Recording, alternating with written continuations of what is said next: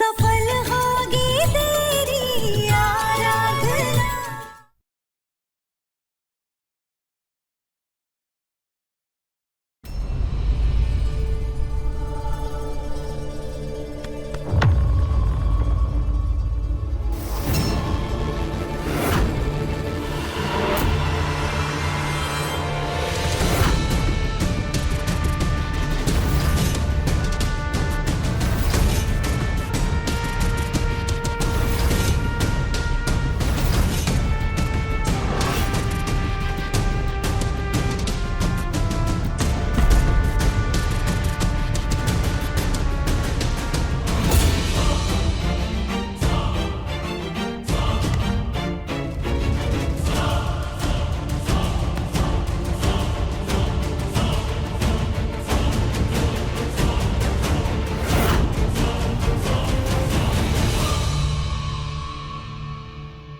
बहुत अच्छा काम कर रहे हैं आप।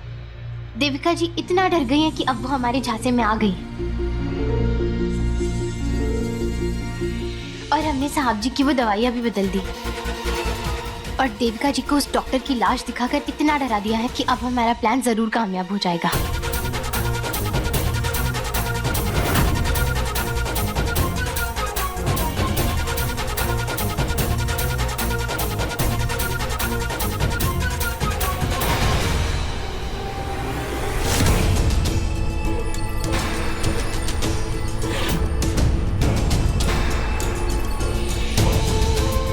क्या मैं भी एमडी की तरह होश खो रही हूँ?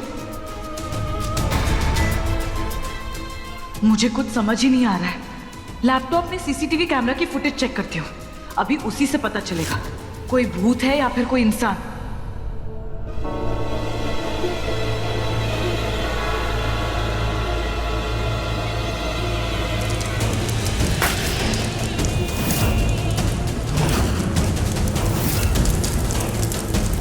आग अपने आप कैसे लग गई? इसका मतलब यहाँ सच में भूत है। हमें देविका को इतना डराना होगा कि वो खुद ही अपना जुर्म कबूल कर ले।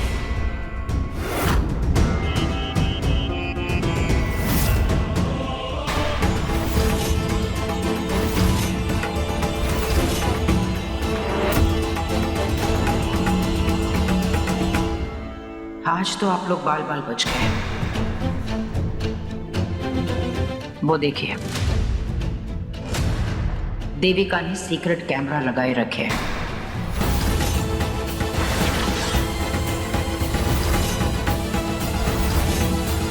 पूरे घर पर उसकी नजर है। आपको फिक्र करने की कोई जरूरत नहीं है, सारे सबूत हमने मिटा दिए हैं। वरना आज देविका को यह पक्का पता चल जाता कि आप सब मिलकर उसे डराने की पूरी कोशिश कर रहे हैं।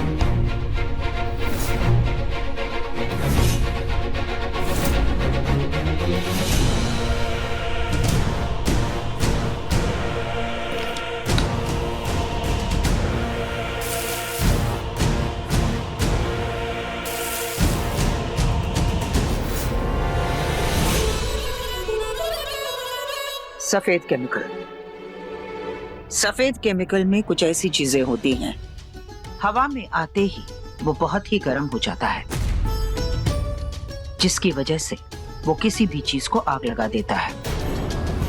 ये तो अच्छा हुआ कि सफेद केमिकल हमारे पास था। धन्यवाद मेनका मैडम। अगर आपने उस दिन हमारी लड़ाई में देविका जी के खिलाफ हमारा साथ नहीं दिया होता तो हम आज तक उनके खिलाफ कोई ठोस कदम नहीं उठा पाते।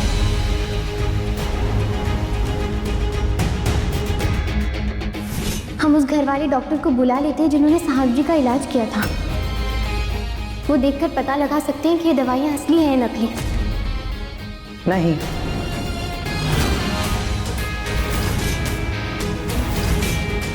आप दोनों ऐसा कुछ भी नहीं करेंगे।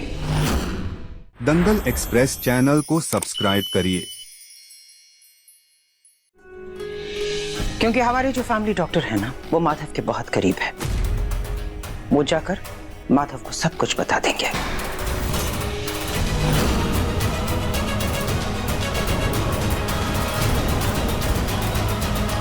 वैसे तुम दोनों हमें इस तरह क्यों देख रही हैं? मेनका, तुम तो देविका। ना दादी, सिर्फ देविका की तरफ होने का दिखावा कर रहे हैं। हम उसका भरोसा जीतना चाहते हैं, ये दिखाना चाहते हैं कि उसकी बातों से हम डर गए, ताकि सही वक्त आने पर हम देविका पर हमला कर सके।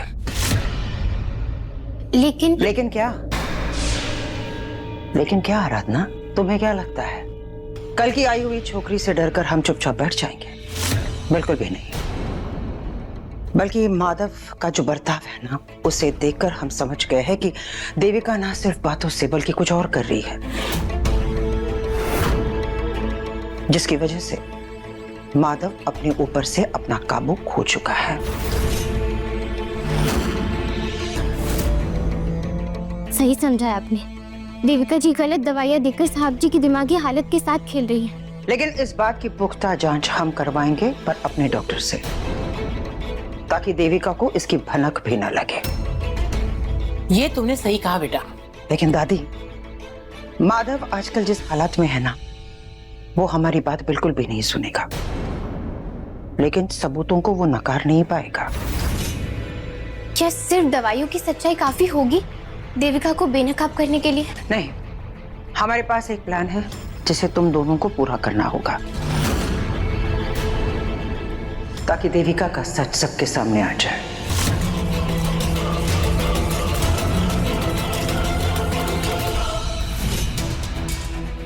उस रात अगर आपने नहीं बताया होता कि देविका जी ने उस नकली डॉक्टर को मार दिया है, तो ये खेल हम कभी खेल ही नहीं पाते। मेरी बेवकूफी की वजह से एक मासूम की जान चली गई।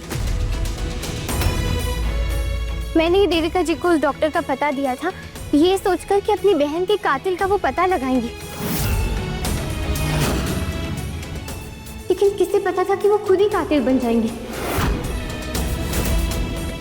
अगर आपने हमें ये बात नहीं बताई होती ना कि देविका जी ने उस डॉक्टर का खून किया है। हमें तो पहले से ही अंदाजा था कि देविका अपनी बहन की भी सगी नहीं है। पर दादी, हमें तो बिल्कुल भी अंदाजा नहीं था कि देविका कुछ ऐसा कर गुजरेगी। मतलब माधव को पाने के लिए वो इतनी सारी हदें पार कर देगी, किसी को भी नुकसान पहुंचा देगी। साहब जी को पाने के लिए वो साहब जी को ही नुकसान पहुंचा रही है। उसने जो कुछ भी किया सो किया, लेकिन अब हमें ये जंग बहुत शातिर होकर लड़नी होगी, ताकि देविका अपना ये सच खुद अपने मुंह से सबके सामने कबूल करे। ठीक है दादी। और तुम्हें देविका को और डराना होगा। इतने से कुछ भी नहीं होगा, समझे?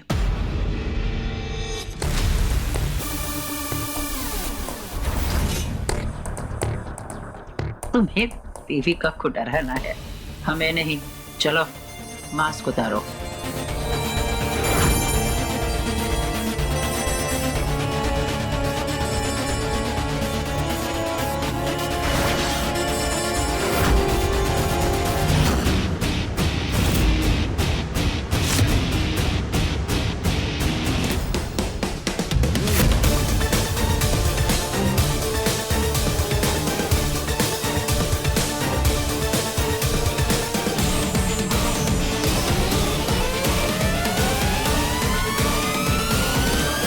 मेनका मैडम, किशन भैया की मदद लेने का सुझाव अच्छा था। ऑफ कोर्स, ने भैया को बचाने के लिए ना मैं कुछ भी करूंगा, किसी भी हद तक जाऊंगा। उसने मेरी दादी को रुलाया है, उसे तो मैं बिल्कुल भी नहीं छोड़ूंगा। लेकिन किशन, ऐसी छोटी छोटी लड़ाइयां जीतने से हमें कुछ हासिल नहीं होगा। हमें बहुत बड़ी जंग जीतनी होगी, क्योंकि देविका ये कभी नहीं चाहेगी कि उस डॉक्टर की मौत का सच सबके सामने आए। क्योंकि जिस दिन ऐसा हुआ, माधव को यह पता चल जाएगा कि देविका दामिनी बनकर इस घर के अंदर आई थी, और वो उससे बहुत नाराज हो जाएगा और देविका को कभी माफ नहीं करेगा। और देविका ऐसा कभी होने नहीं देगी। बिल्कुल। अब हमें जो भी करना है जल्दी करना होगा, क्योंकि हमारे पास समय बहुत कम है। साहब जी और देविका जी की शादी से पहले ही हमें उनका सच सबके सामने लाना होगा। तुम बिल्कुल ठीक कह रही हो आराधना। हमें इस खेल को और खतरनाक करना होगा, तभी हम अपनी मंजिल तक पहुंच पाएंगे। और इसके लिए हमारे पास एक तरीका है।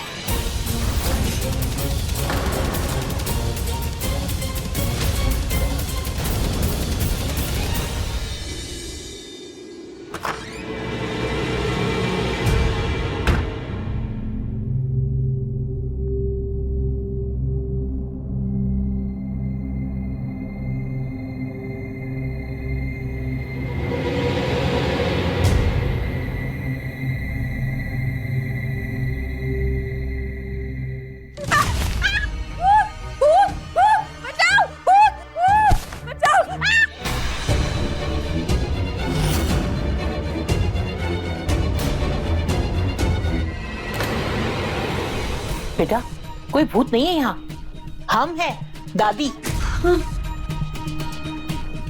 आज पूर्णिमा की रात है, तुम्हें चंद्र देवता की पूजा करनी है और चावल की खीर बनानी है। हाँ? अरे दादी, पूजा रात को करनी है ना? 4 बजे सुबह मुझे क्यों उठा रही है? अरे बेटा, तैयारियां तो अभी से करनी पड़ेगी ना। आज लक्ष्मी जी की पूजा होनी है, तुम्हारा व्रत है, तुम्हें चावल की खीर बनानी है और रात को चंद्र देवता की पूजा भी तो करनी है। उसके बाद जो तुमने खीर बनाई है, उस खीर को रात भर बाहर रखना है और उसके बाद होने वाले पति को ये खीर खिलानी है। इससे तुम्हारा आपस का प्यार भी बढ़ेगा और वो हर बीमारी से मुक्त हो जाएगा। ये सच में कोई रस्म है भी या आप दोनों बस मुझे परेशान करने के लिए ये सब करवा रही हैं मुझसे? तुम ऐसा क्यों कह रही हो? हम भला ऐसा क्यों करेंगे? हाँ देखा, सारी शादीशुदा औरतें ये रस्म करती है, डिंपल भी करेगी और मेनका भी करेगी। और पति को खीर खिलाने के बाद पत्नियां उनसे अपने मांग में सिंदूर लगवाती हैं। हाँ देखा, ये रस्म पूरी करने के बाद तुम्हारा और माधव का जो रिश्ता है ना, वो 7 जन्मों तक बन जाएगा। इसलिए जल्दी उठो और तैयार हो जाओ रस्म के लिए।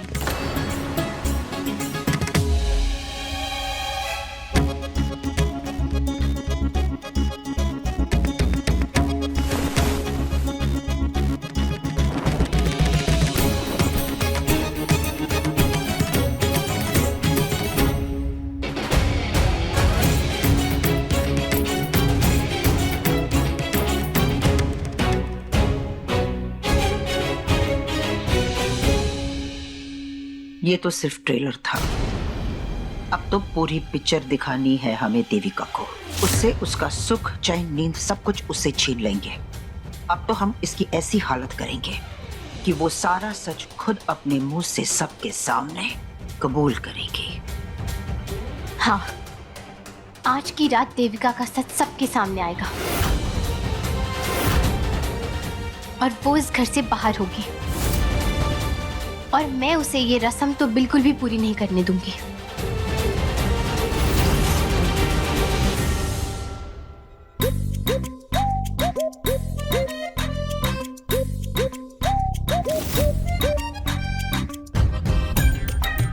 देविका, अच्छे से करो, देखो वहां कितना गंद है।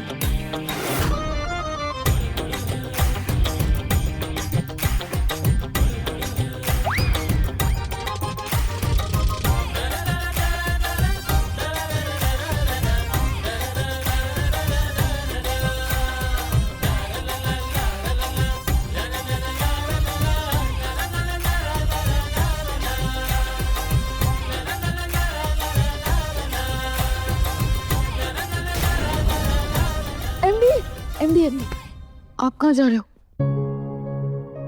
अभी तक तो ऑफिस ही जा रहा था, क्यों नहीं जाऊं? पर दादी ने तो बोला ना कि आज रात को हमें पूर्णिमा रात वाली पूजा करनी है। पूर्णिमा रात की पूजा है ना, रात को करेंगे, रात तक आ जाऊंगा, ठीक है? एमडी आपको पता है आज सुबह ना 4 बजे से उठ के मैं काम कर रही हूँ और अब ना मुझे खीर भी बनानी है। बहुत थक गई हूँ एमडी। आपके मेरे साथ थोड़ा टाइम नहीं स्पेंड करेंगे?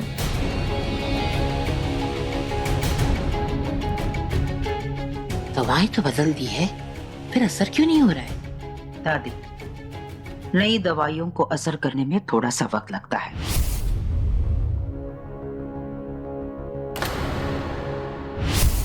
रुको ना। दादी? दादी नहीं, देविका। देविका? विनायक के खाने का समय हो गया है, उसे भूख लगी है, जाओ जाकर उसे खाना खिलाओ।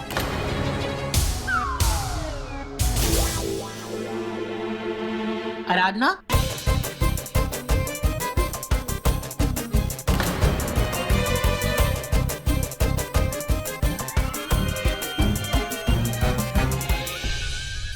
चलो। अब शादी में कुछ ही दिन बचे हैं, इसलिए अब से विनायक को खाना तुम ही खिलाओगी।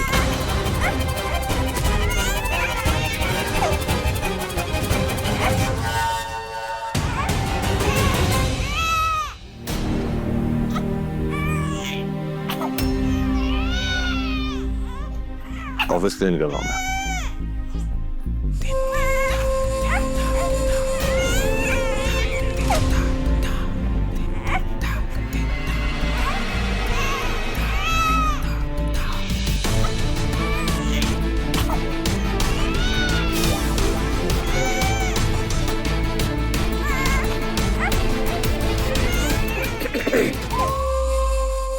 वो तो गया।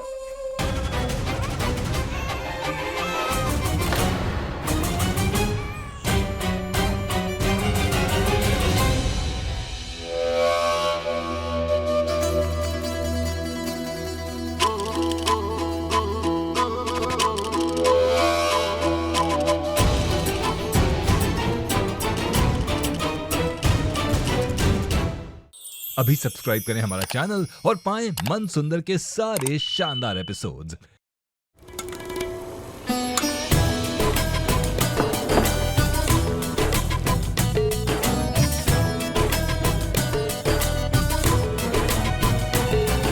किशन, मैं तुम्हारे लिए यहाँ खीर बना रही हूँ और तुम वहां बैठ के रील देख रहे हो। इधर आओ, मेरी मदद करो। वैसे तुम्हें आजकल हो क्या गया है? कहाँ खोए रहते हो सारा दिन? और कल रात को कहाँ थे तुम? इतना लेट क्यों आए थे? बोलो। हे भगवान, हमारा जोरू का गुलाम भाई अपनी बीवी से कुछ नहीं छुपा पाता। वो एक्चुअली ना मेरे पेट में बहुत दर्द हो रहा है डिंपल। पेट में क्यों अचानक दर्द हो गया तुम्हारे?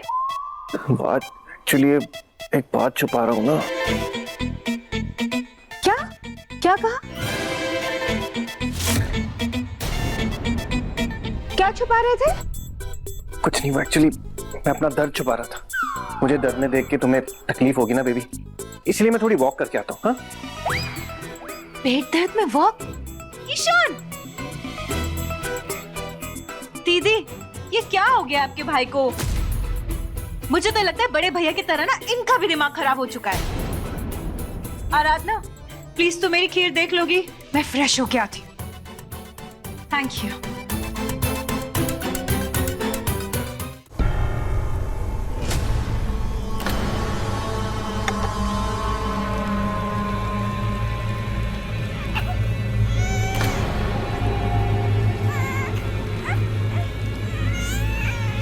आराधना, विनायक रो रहा है, जाओ देखो। नहीं तो विनायक तो अभी पास वाले कमरे में सो रहा था, मैं अभी जाकर उसे देख कर आई हूँ। हाँ तो वो उठ भी सकता है ना आराधना, जाओ जाके देखो। नहीं देविका, विनायक रो नहीं रहा है, हमें तो किसी की आवाज सुनाई नहीं दे रही है। आप सबके कान खराब है क्या? इतनी जोर जोर से बच्चे की रोने की आवाज आ रही है और आपके नहीं कोई आवाज नहीं आ रही है?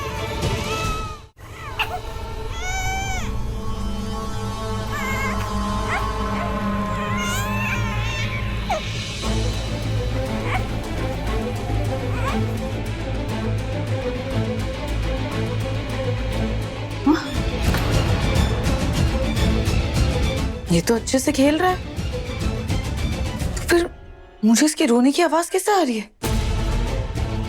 ये सब मेरा वहम है या घर में सच में भूत है?